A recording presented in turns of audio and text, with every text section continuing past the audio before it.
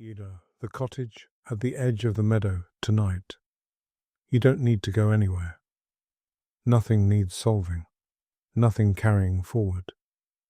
Just come along, just for a little while, to a meadow at the edge of somewhere quiet, where the air smells like rain that hasn't arrived yet, and the light is the color of old honey. You've been walking for a while. Not a difficult walk. More of a long, unhurried wander through open countryside. The kind of walking that doesn't require much thinking, where your legs carry you without instruction, and your mind grows slow and easy. Thoughts dissolving the way they do when nothing particular needs figuring out. The grass has been tall and pale gold all afternoon, bending in long, slow waves whenever the wind finds it.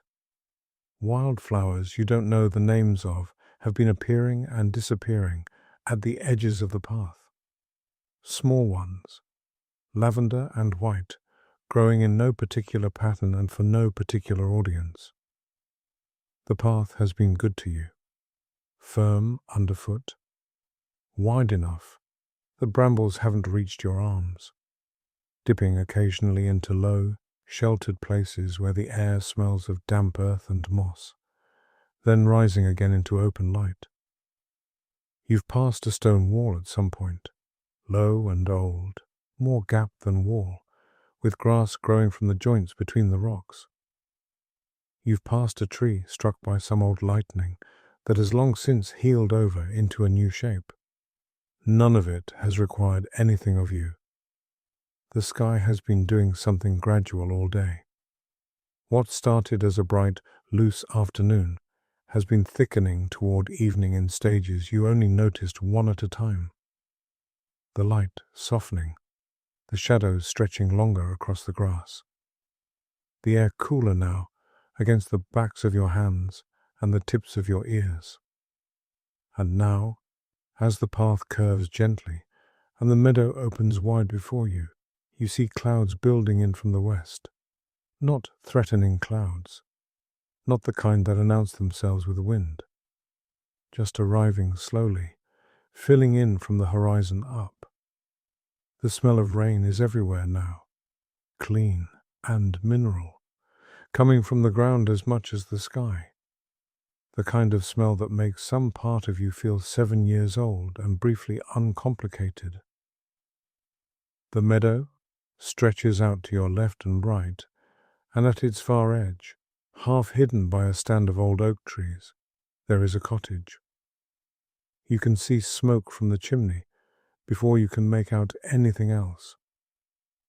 A thin, pale thread rising and curling upward before the wind carries it apart. As you walk toward it across the meadow, the details come in gradually, the way things do when the light is soft and you're not hurrying. Stone walls, the color of riverbed pebbles, worn smooth by decades of weather. A low, thatched roof with moss growing thickly along the northern slope. A wooden door painted a faded green that has softened with age into something closer to grey. One window on either side of the door, both lit from within. The warmth of the light inside visible even from here, not bright or sharp, but steady and deep. The color of afternoon in a room that has held afternoon many times before. The path narrows as it reaches the cottage, and on either side lavender grows, not yet fully in bloom, a little wild in its arrangement. As you pass through it, your sleeve brushes the tips of the stalks and releases something into the air. Faint, clean, a little sharp at the edges, gone before you can quite name it. The door opens before you reach it, not dramatically. There's no story here about who lives in this cottage, no mystery waiting on the other side, no greeting expected.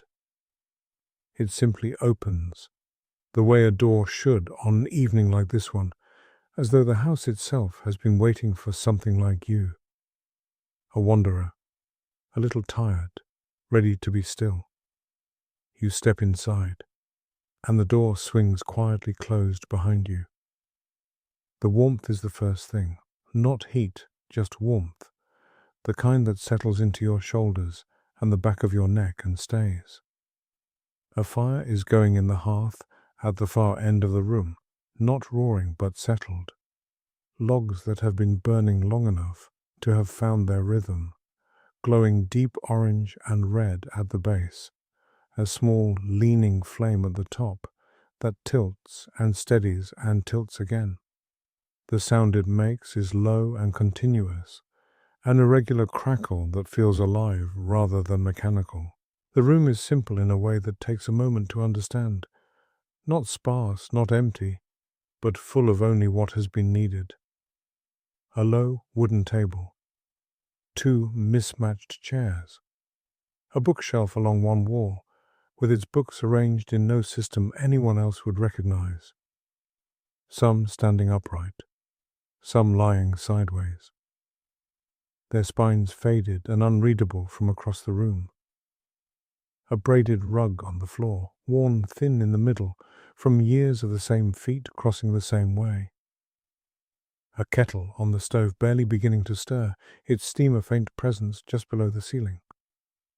Everything here has been used, not worn out, worn in, returned to, relied on, appreciated without ceremony. Nothing in this room has been arranged to be looked at. It's been arranged to be lived in, which is a different thing and more comfortable. You settle into the chair nearest the fire. It's slightly too big for you, which somehow makes it better. Your arms rest along the wide armrests.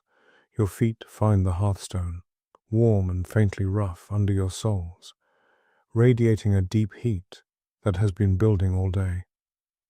Outside, the first rain is beginning. You hear it before you see it, a quiet percussion against the thatch above you, tentative and scattered at first, a few drops here, and then a pause, and then several more, and then the sound fills in and finds its pace. Steady, low, patient. Through the window beside you, the meadow is disappearing behind grey. The grasses flatten slightly under the rain, and then spring back and flatten again. The clouds have completed their work, sealing the sky in a way that feels less like a closing and more like a settling. The world drawing inward, making a smaller perimeter for the evening. The kettle begins to murmur on the stove. A faint whisper of steam, a low sound you feel more than hear beneath the rain. You don't need to do anything about it. It will be ready when it's ready, and there's nowhere you need to be tonight. The fire shifts. One of the logs adjusts with a soft sound, and a little cascade of sparks drifts upward, lingers for a moment in the chimney's draught, and disappears. The scent in the room deepens, wood smoke and something underneath it. Dried herbs hung somewhere nearby, old wool, the accumulated fragrance of many years of quiet evenings in the same space. The smell is not remarkable. That's what makes it right. You feel the day leaving you, not all at once. Slowly, the way a breath you've been holding longer than you realized finally releases. Not with effort, just because the moment was right. Your shoulders drop something they've been carrying that you'd stopped noticing. The low-grade alertness behind your eyes softens.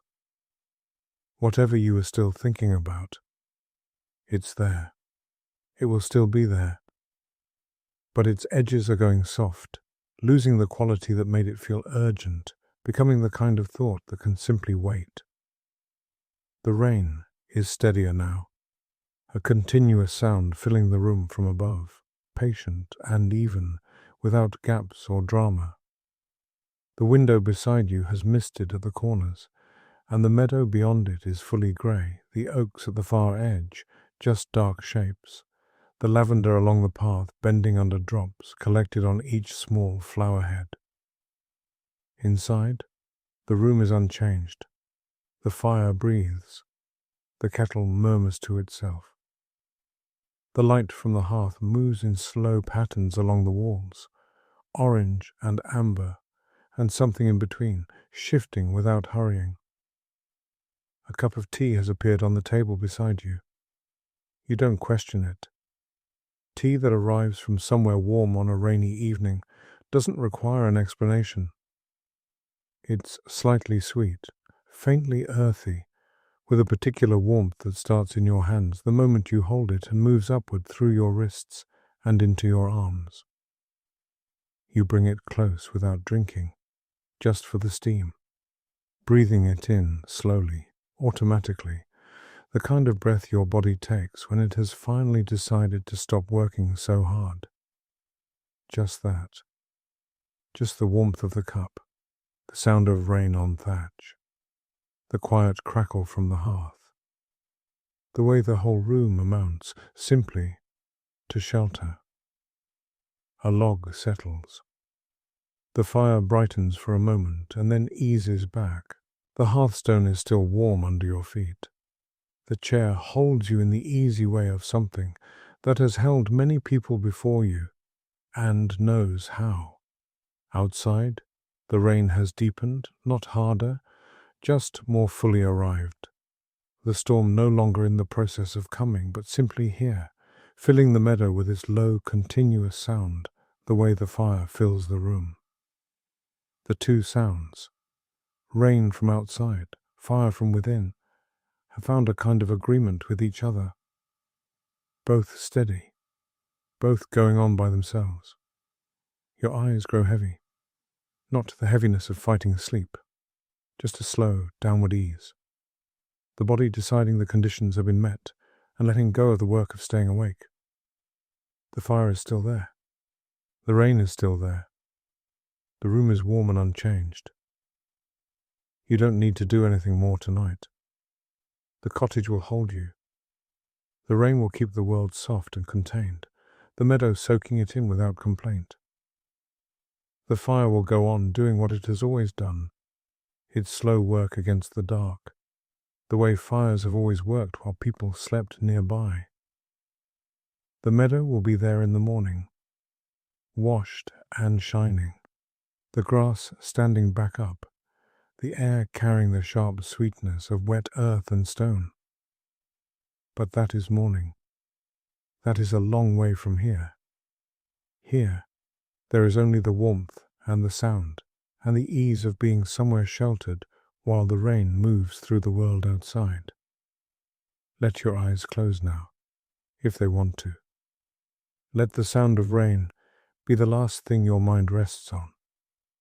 That low, continuous, careless sound, going on without you, filling the space between the cottage and the meadow with something that is neither silence nor noise, but somewhere between the two, something that sounds like rest.